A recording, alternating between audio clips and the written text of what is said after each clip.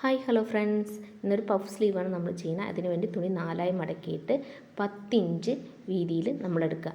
ഇറക്കം എന്ന് പറയുന്നത് 12 ഇഞ്ചാണ് എടുക്കുന്നുണ്ടത്.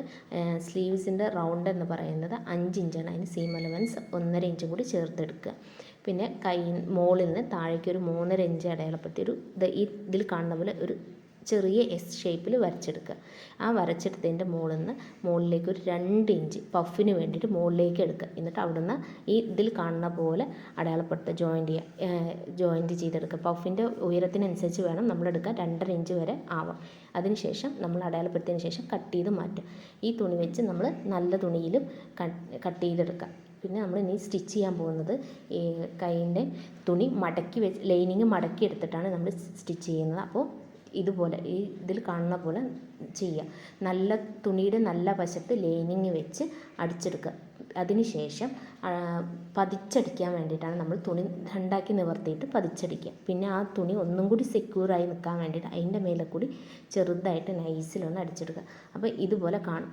പിന്നെ നമ്മൾ വീണ്ടും ഒരു നമ്മൾ എത്രയാണ് പഫിന് എടുത്തുന്നത് 2 ഇഞ്ചാണ്. അപ്പോൾ അത് അടയാളപ്പെടുത്തി പിൻ ചെയ്തിട്ട് ഇതുപോലെ പ്ലേറ്റ്സ് എടുക്കുക.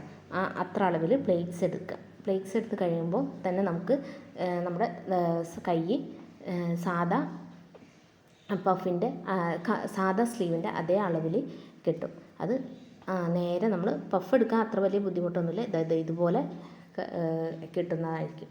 കണ്ടോ? എന്നിട്ട് ഈ പഫിൻ്റെ സെൻറ്ററിൽ വെച്ചിട്ട് നമ്മൾ കൈ ജോയിൻ ചെയ്യുക. ഷോൾഡറും ഈ പഫിൻ്റെ കൈയിൻ്റെ സെൻറ്ററും വെച്ച് നേരെ ജോയിൻറ്റ് ചെയ്ത് വരിക. അത്രയേ ഉള്ളൂ. ഇത് ചെയ്യാൻ നമ്മളിങ്ങനെ ക്ഷമ ആവശ്യമാണ്. അതിനനുസരിച്ച് മെല്ലെ മെല്ലെ ചെയ്ത് വരിക. വേഗം ചെയ്തെടുക്കാവുന്ന ഒരു പഫ് സ്ലീവാണ് നമ്മളിപ്പോൾ ചെയ്തുകൊണ്ടിരിക്കുന്നത്. വേഗം ചെയ്തെടുക്കാൻ കഴിയും. അത്ര വലിയ റിസ്ക് ഒന്നുമില്ല ഇത് ചെയ്യാൻ. 1-2 പ്രാവശ്യം ഒരു ചെറിയ ബുദ്ധിമുട്ടുണ്ടാകും, എന്നാലും കുഴപ്പമില്ല. വേഗം ചെയ്തെടുക്കാൻ നമ്മളെ കൊണ്ട് കഴിയും. ട്രൈ ചെയ്തിട്ട് പറയുക. Thank you.